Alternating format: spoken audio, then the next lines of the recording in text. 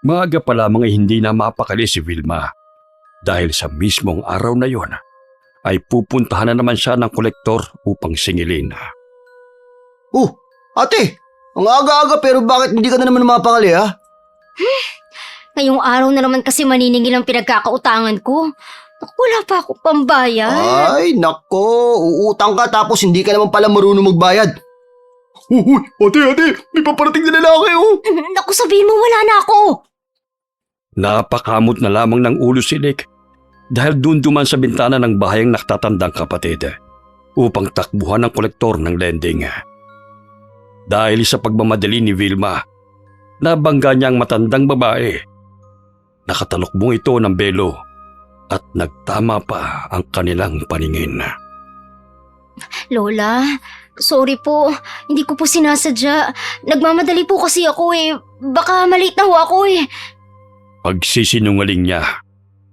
Palinga-linga pa siya sa paligid sa takot na masundan ng kolektora.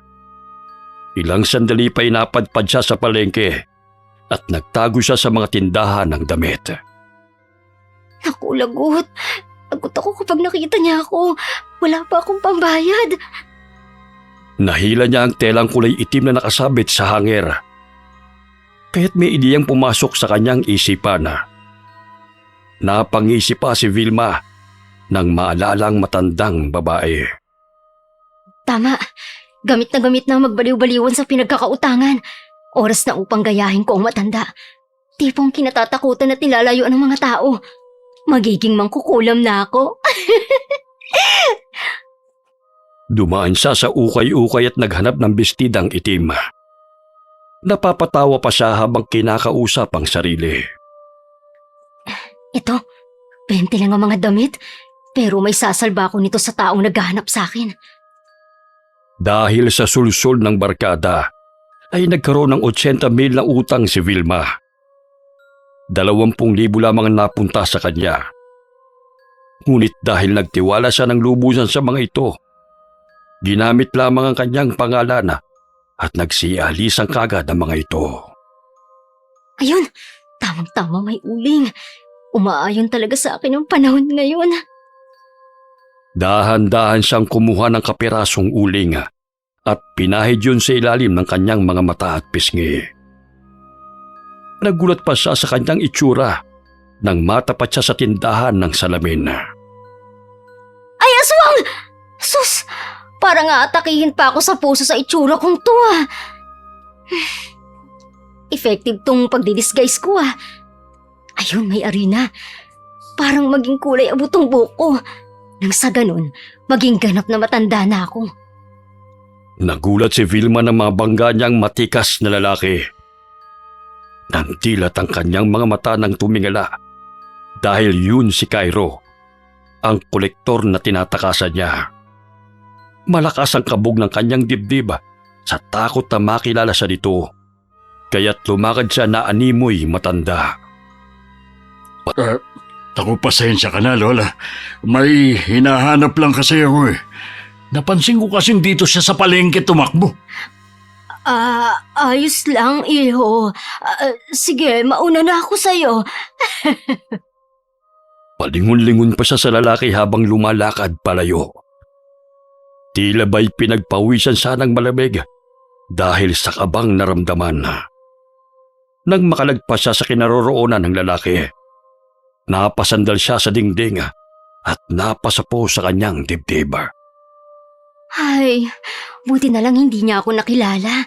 Tuloy-tuloy na tong pagkukunwari ko hanggat hindi ko pa nakikita ang mga animal kong kaibigan. Mga buwisit sila. Matapos na makuha ang pera, agad na lumayas.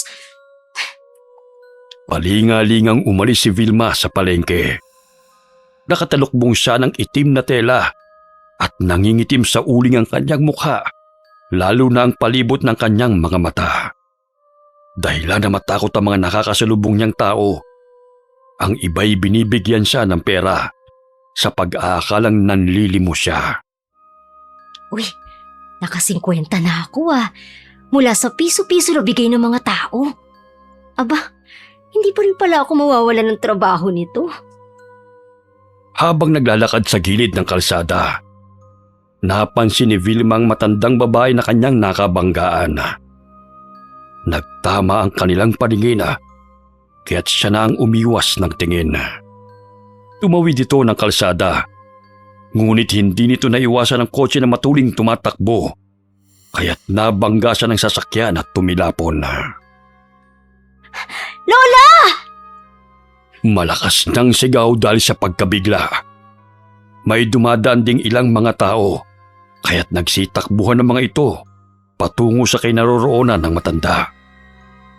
Ngunit hindi man lamang huminto ang sasakyan at iniwang naghihingalo ang matandang babae sa gitna ng kalsada. Patakbong tinungo ni Vilmang nakahandusay na matandang babae. Muling nagtama ang kanilang paningin dahilan na makaramdam siya ng takot. Sa dinami-dami ng taong naroon ay sa kanya nakatingin ang matandang babae. Namumula ang mga mata nito dahil sa dugong namuo. Mahina itong nagsalita, ngunit hindi niya maintindihan. Ilang sandali pa'y binawian ito ng buhay dahil sa matinding sugat na natamo sa ulo nito. Sila na ang bahala kay Lola. Baka makita pa ako ni Cairo at ng mga kasamahan niya rito. Dali-daling lumakad palayo si Vilma. Tumawag na rin ang ambulansya mga taong nakiusyoso sa insidente. Ngunit pumanaw na ito bago pa man makarating sa ospital. Pambihirang araw to. Inhale, exhale. Ay naku, nanindig ang mga balahibo ko ron Hapon na makauwi si Vilma sa kanilang bahay. Nang pagbuksan siya ng kapatid, ay halos tumalo nito sa labis na takot. Ay, aswang! Aswang ka riyan! Oh. Ako to, no? Uy, ate? Ikaw ba talaga yan? Oo! Papasukin mo na nga ako. Hindi ako aswang, no? Bakit ganyan ang itsura mo? Parang nasumsum ka sa puwet ng kaldero Naku, huwag ka nga maingay. Disguise ko to para hindi ako mahuli ni Cairo. Ilang beses na kasi silang tumatawag sa akin Nung isang buwan pa sana ang deadline ng inutang ko. Kaya lang wala talaga akong pagkukunan ng ganong kalaking halagi. Teka, bakit ba nagkautang ka ng 80 mil? Wala ka naman binili dito sa bahay Buwisit kasi si Hani at Rod Nadala ko sa pangako na babayaran nila ang perang inutang nila. Dahil palagi akong umuutang kay Lottie sa lending. Ginamit nilang pangalan ko para makautang. Ang kasalanan ko lang talaga, nagtiwala ako ng lubos sa mga inakala kong kaibigan. Tapos ngayon, akong hinahabol sa utang nila. Kahit ilang beses na ako nagpaliwanag kay Lottie, ayaw nila talagang pumayag na hindi ko siya bayaran. Tuso pa naman yun. Marami na yung tinumba dahil sa hindi nabayarang utang. Ay nako, kumuha ka lang ng bato na ipinampukpok mo sa ulo mo di ba? Dati ko na sinabi sa'yo na huwag kang basta-basta magtitiwala kahit na kanino. Kahit sinasabi mong mga kaibigan mo pa yan. Ngayon, nasa na sila? Habang ikaw rito humaharap sa problema nila.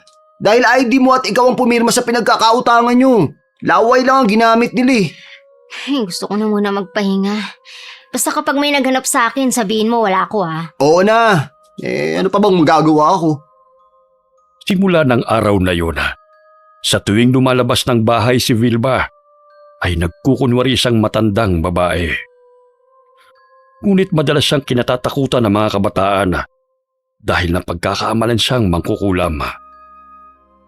Minsan naman ay binibigyan siya ng pagkain at barya ng nakakasalubong niya sa takot na mausog sila nito. Mahanap ko lang talaga ang mga kaibigan kong traidor at malinis ko ang pangalan ko. Babalik ako sa dating gawi. Hirap pala magpanggap ng matanda. Parang matutuluyan yata ako sa pagiging kuba.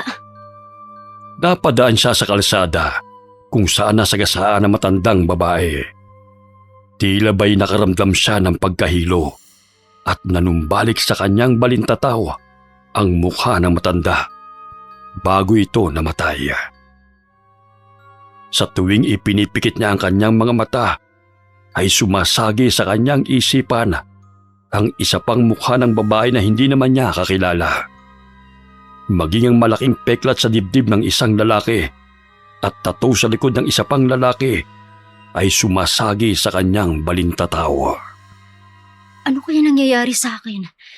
Hindi naman ako nalipasan ng gutom ah. Ate!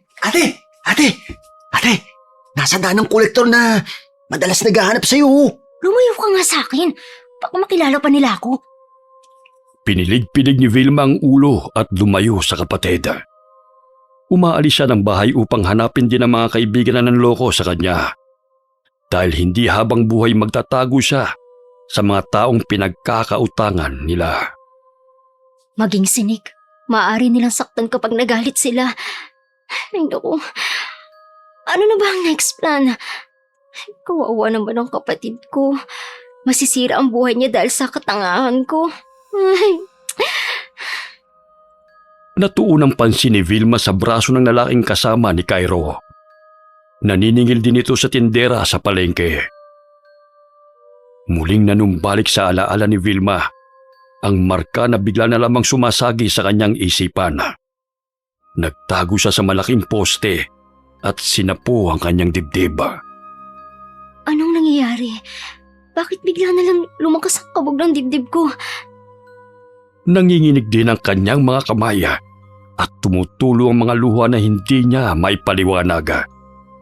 Umalis na lamang siya roon at tinungo ang apartment ng kaibigan. Nagbabaka sakali siyang bumalik ito. Pagdating niya roon, sarado ang apartment at wala pa ring tao. Kung kaya't umalis na lamang siya upang umuwi. Ito pala ang pakiramdam ng mga wanted person. Tago ng tago at hindi alam kung saan pupunta. Ay, teka, parang pamilyar ang sasakyan na yun ah.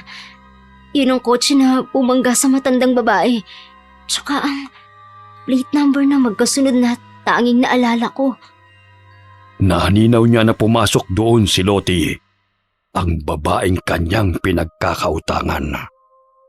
Ibig sabihin, si Lotte ang nag-hit and run sa matanda. Walang yasya. Hindi talaga nakakaramdam ng konsensya. Pera-pera na lang ang sa utak niya. Ilang sandali nasagi ng dumaang taong itim na belo na nakatakip sa kanyang ulo.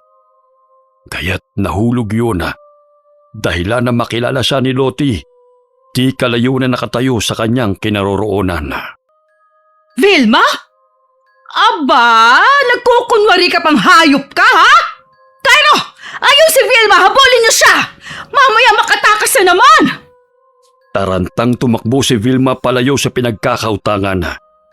Ngunit naabutan siya ng kolektor na si Cairo at hinablot siya sa buhok. Aray! Ano ba? Tatakas ka pa, ha? Papahirapan mo pa talaga kami, ha? Sige, tanyo ako! Dahil hindi ako nagdadalawang isip na kulaamin kayong dalawa. Pati ang awan niyong si Lottie! Tatakutin mo pa kami, ha? Hoy, hindi na bago yung style mo. Dahil marami nang nagbaliw-baliwan upang hindi makapagbayad ng utang. Sa tingin niyo ba nagkukunwari ako? Totoo mong kukulam ako, no? Sasampalin na sana ng lalaki si Vilma. Ngunit napatigil ito nang makitang nakakasindak nitong itsura na malapad na nakangiti. Nasakop ng kulay itim ang mga mata at hindi na mukha ni Vilma ang nakikita ng mga ito, kundi ang mukha ng babaeng madalas na magpakita sa panaginip ni Vilma. Sino ka? Takot ka rin naman palang kulamin eh. Tinulak nito ang babae. Dahilan na dumistansya ito sa kanila. Namumutla pa si Cairo habang nanginginig ang mga kamay na itinuro si Vilma. Hindi! Patay ka na! Oh, ano pang hinihintay ninyo? Kalad ka rin nyo na rito ang babaeng yan para magtanda! Pinapainit yung pang ulo ko eh! Ma'am, kasi para siya yung parang... Yung ano? Naduduwag na naman ba kayo? Hindi ko kayo binabayaran upang mag-emote! Dakpin nyo na siya at ipasok sa kotse!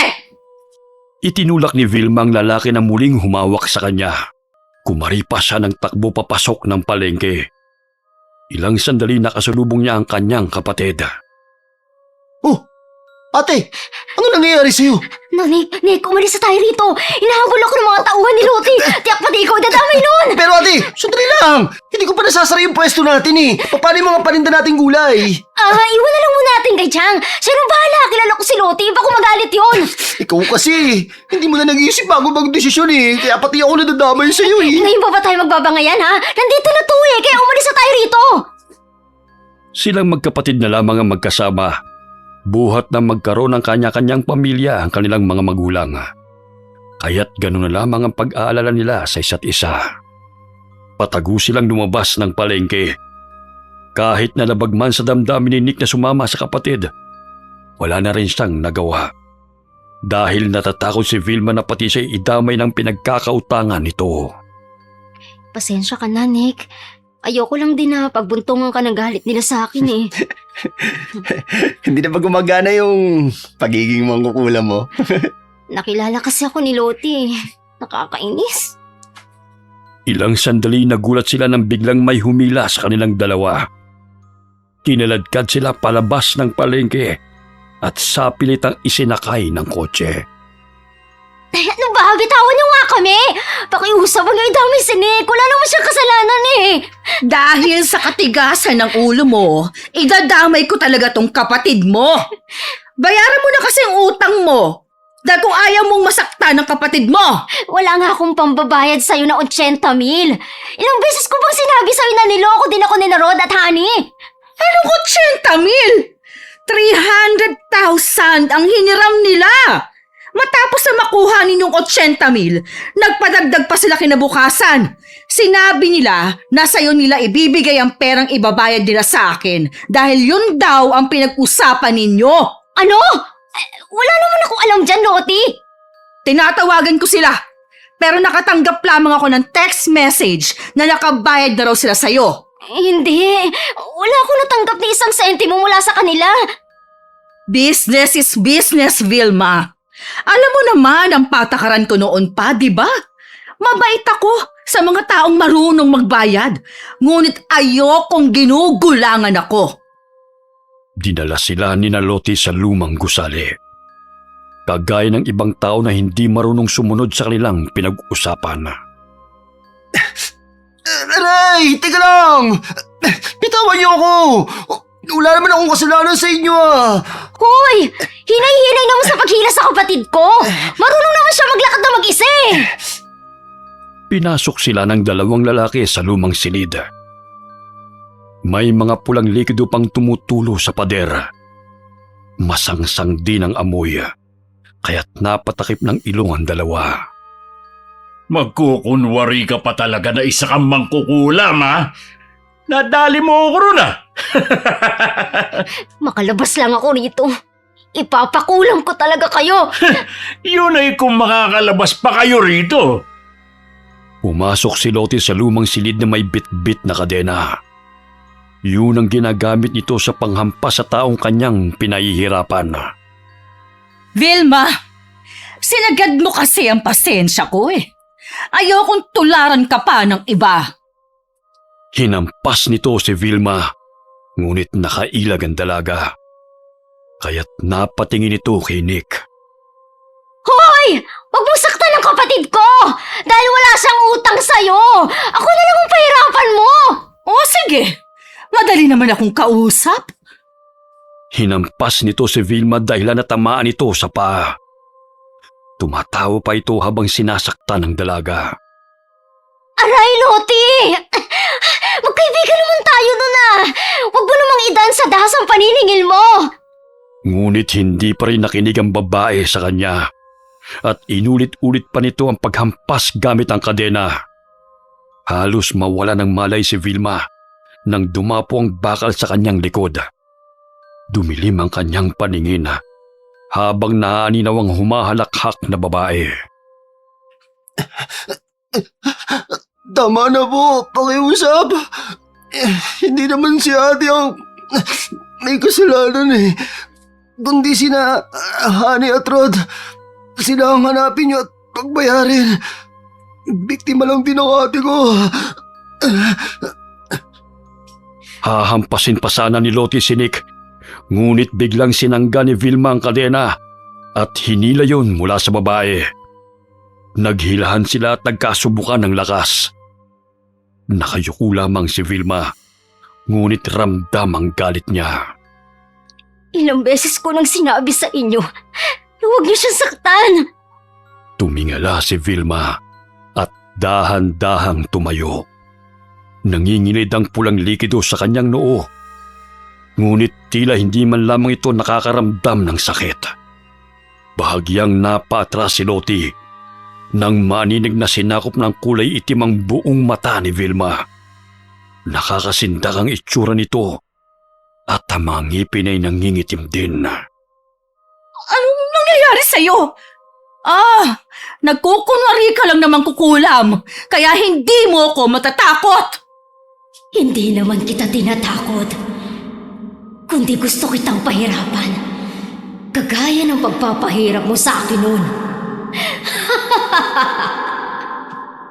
Hindi na mukha ni Vilma ang nakikita ni Lottie, kundi mukha ni Corina na kanyang pinaslang 5 taon nang nakakalipas.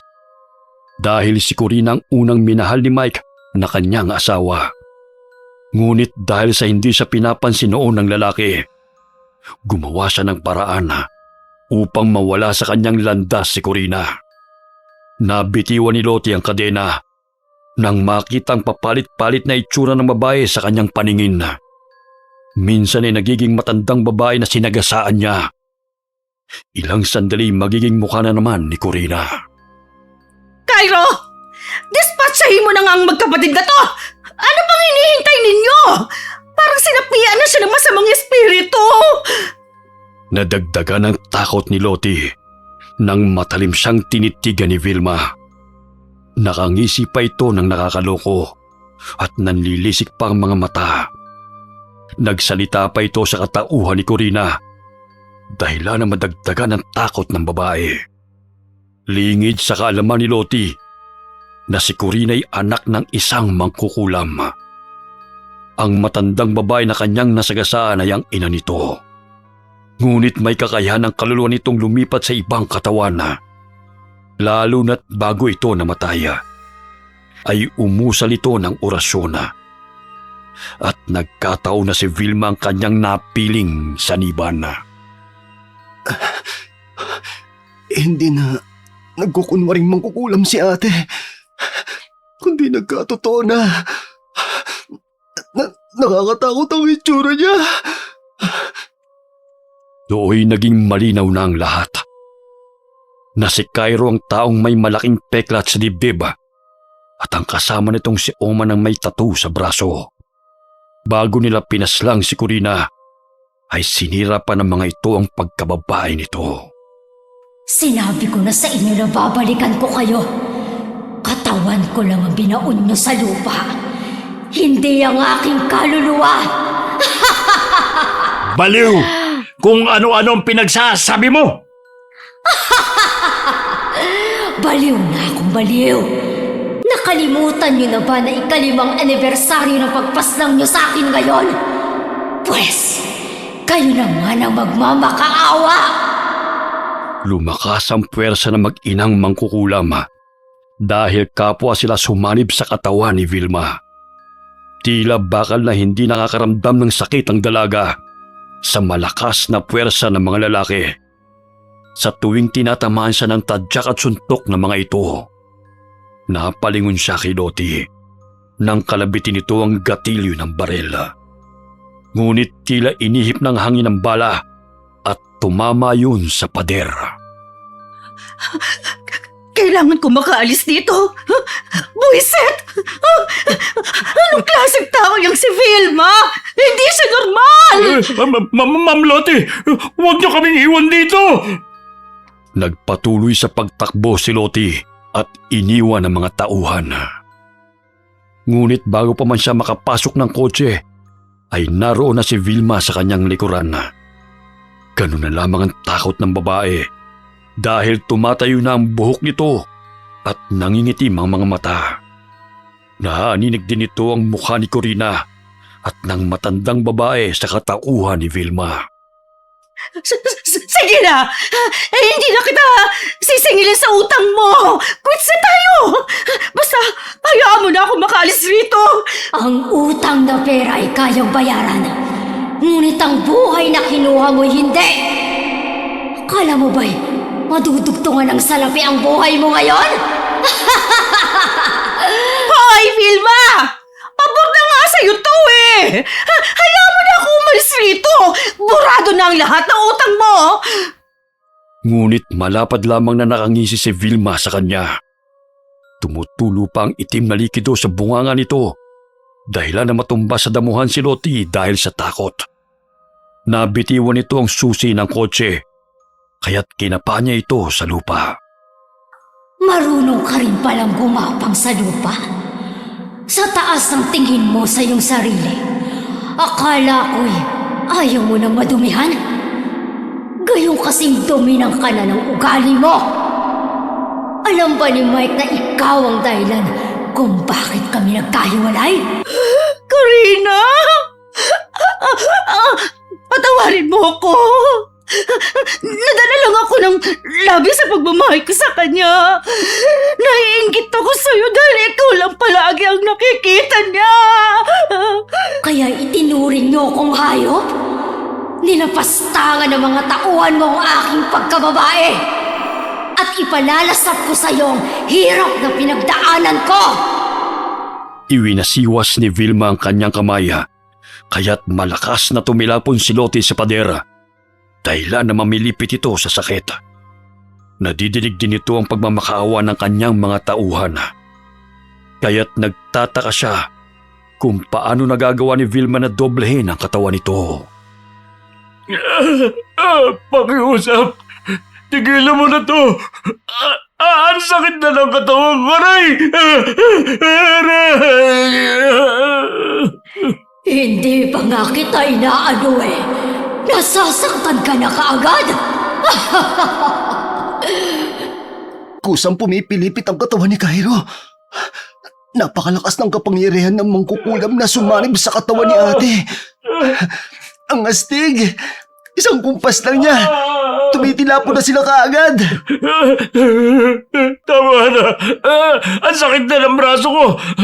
Baka mapigtas ang ugat sa leeg ko, Aray! Parang nanonood lang ako ng akrobatika. Ang kanyang mga braso namimilipit sa kanyang likod. Habang ang ulo nasa pagitan ng kanyang hita. Nakakatuwang pagmasda ng itsura niyong nahihirapan. Tumayo ang isang lalaki at kinuha nito ang patalim upang sugurin si Vilma. Ngunit isang kurap pa lamang ay nasa harapan nito ang babae. Pinitik nito ang ilong ni Oman. Ngunit malakas na puwersang kumawala mula sa mga daliri ng babae. Kaya't tumilapo ng lalaki at nahulog sa gusali. Bumagsak ito sa harapan ni Lottie habang namimilipit sa sakit. Oman! Kailangan ko makalis dito. Tatawagan ko ibang mga tauhan ko. Kahit ilang aliporis pa ang tawagan mo, hindi ka nila maililigtas. Dahil nakatakda na ang araw na to para singilin kita sa lahat ng atraso mo sa akin. Tigilan mo ako, Vilma! Corina! Oh, kung sino ka man! Dahil wala akong utang sa'yo! Ikaw pa nga itong may atraso sa akin! Pilit na nilalakasan ni Lottie ang loob. Ngunit mababanag ang takot sa mukha nito. Gusto mo bang sambulan kita kung ano ang kaya kong gawin sa'yo? Panoorin mo ang tauhan mo! Nang sa gayon ay makapaganda ka na ng magbanat ng buto! Palakas ng palakas ang kapangyarihan ng mangkukulam na sumanib sa katawan ni Vilma. Ganun lamang ang iyak ni Lottie habang nangangatog sa takot nang makita nagkabuhol-buhol ang parte ng katawan ni Oman. Nadidinig pa nito ang paglagatok ng bawat buto na nababali. Hindi maaari ito! Parang manikang pinaglalaroan niya ang katawan ni Oman! gagawin din niya sa akin. Handa ka na ba, Lottie? Cairo! Nasa ka na ba? Ngayon ko lang napagtanto na may kinatatakutan ka rin pala, Lottie. Noon, sa tuwing narinig mo ang aking pagmamakaawa, naaawa ka rin ba sa akin? Halos na mamaos na sa kakasigaw at iyak ang babae. Napatili pa siya nang muling bumagsak sa kanyang harapan ang tila pinilipit na katawan ni Cairo. Hindi! Hindi maaari ito! Tumatalsik pa ang pulang likido sa bibig ng kanyang mga tauhan habang malutong na tumutunog ang mga nabaling buto ng mga ito. Masaya ka pa ba sa palabas na inihanda ko para sa'yo, Lottie? Umaripas ng takbo ang babae upang makalabas sa lugar na yon. Ngunit tila pabalik-balik lamang siya roon at hindi nito makita ang daan palabas. Natidinig pa niyang malakas na halakhak ng babaeng mangkukulam. Masamang panaginip lamang ito! Hindi to! Hindi to totoo! Hoy! Hindi ka nananaginip! Kinumpas ng mangkukulam ang kanyang kamay. Tila may sariling buhay ang mga baging na pumulupot sa mga paa ni Lottie.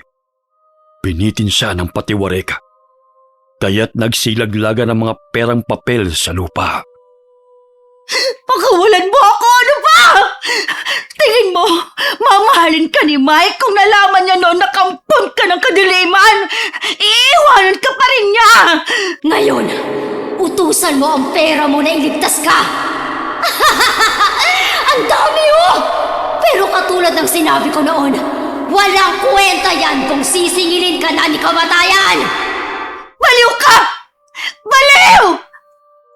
Patuloy pa rin humahalakhak ang mangkukulam. Ilang sandali may narinig silang alingungaw mula sa tunog ng kotse ng pulisya. Biglang bumagsak ang katawan ni Vilma sa lupa at nawalan siya ng malay. Samantalang nakaharap si Lottie sa dalaga na hawak-hawak ang barel. Habang papalapit ang mga kapulisan sa kanilang kinaroroonan, ay unti-unting kumakala sa mga baging na mahigpit na nakapulupot sa katawan ng babae. Samantalang paika-ikang lumabas ng gusali si Nick dahil siyang tumawag sa mga pulis gamit ang cellphone ni Cairo. Tinampot ng mga pulis si Lottie. Kahit anong paliwanag ito, ay hindi siya pinakinggan ng mga pulis. Naroon din ang asawa nitong si Mike na matagal nang naghihinala na may kinalaman si Lottie sa pagkamatay ng dating kasintahan na si Corina. Nilapitan ni Nick ang kapatid at ginising. Tinapik-tapik niya ang pisngi nito. Ate, gising! Ate, ligtas na tayo! Nasa si Lottie? Ang mga tauhan niya. Ate, ligtas na tayo! Dinampot na si Lottie ng mga pulis, tsaka kinuha na rin nila yung walang buhay ng mga tauhan niya. Grabe, ang galing mo! Bakit? Ano nangyari? Aray, sakit ang katawan ko. Ate, ang lakas-lakas mo! Naging totoo yung magkukulam ka! Alam mo ba, isang pitik lang, bagsak ka agad yung mga kalaban! Ha? Wala akong maalala. Ha? Ang tanging naalala ko lang ay yung sinabi ni Lottie na quits na raw kami at wala na akong magiging utang. Tama. Sariwa pa sa isipan ko yun. Nasaan na ba ang babaeng yun? Hindi niya pwedeng bawiin ang sinabi niya. Kahit na nahihiloy dali-daling bumangon si Vilma dahil yun lamang ang tanging naalala niya sa dinami-daming nangyari. Paika-ika siyang lumakad patungo sa patrol car ng mga pulis kung saan naroon si Lottie. Hoy Lottie! Naalala ko sinabi mo sa akin na quits na tayo kaya wala na akong pagkakautang sa'yo. Ang dapat mong singilin ay yung mga taong totoong nangutang sa'yo ng malaking halaga. Ang 10,000 na kulang ko sa'yo, bayad mo na yon sa pananakit mo sa akin. Mga sir, siyang huliin niyo, hindi ako! Mike, tulungan mo ako rito! Silang may atrasa sa akin! Patong-patong na rin ang kaso ni Lottie dahil iligal ang pagpapautang nito. Sapagkat malaki ang pinapatong na interes, kaya nababaon sa utang mga nanghihiram sa kanya ng pera. Kapag hindi nakapagbayad, ay pinabubugbog niya sa kanyang mga tauhan. Kapag namatay naman, ay pinababaon niya sa hukay. Pinuntahan ni na Mike at ng mga pulis ang lugar kung saan madalas itong napapanaginipan. Hinukay nila ang lupa malapit sa puno ng akasya at niyog sa likod ng gusali. Hinukay nila ang lupa malapit sa puno ng akasya at niyog sa likod ng gusali. Doon natagpuan nilang lumang gamit ni Corina. Kahit nasunog na ang bag, ngunit ang pangalan ng kwintas ay hindi pa rin natupok ng apoy. Kasama nun ay ang mga kalansay na nakasilid sa sako. Pinagbayaran ni Lottie sa loob ng rehas ang lahat ng kanyang mga kasalanan. Tuluyan na rin siyang hiniwalay ng kanyang asawang si Mike nang matuklasan ng matagalan nitong inililihim. Naging aral kay Vilma na hindi dapat basta-basta nagtitiwala sa mga tao. Sinusuri na niya ang taong kanyang kakaibiganin, yung tapat at hindi manggagamit. Dahil sa pagkukunwari bilang mangkukulam ni Vilma, ay naging daan yun upang mabigyan ng hustisya ang pagkamatay ng mag-inang mangkukulam. Wakas. Magiging mangkukulam na ako. Ay, paano to? Chuckles lang, konti. Akala ko pa witch na eh. Ay, aswang! Tila may sariling buhay ang mga bagay na pumulupot sa pangapaa. Ano pa nga ba? Sige. Ay, ano ba? Mali ako. Tila may sariling buhay ang mga bagay na pumulupot. Ayan. Ano yung araw? Hoy! Hinahina na! Ayan. Shock! Swimming. Ay unti-unting kumakala sa mga mag-uingapi. Kasama nun ay mga kalansay. Shock!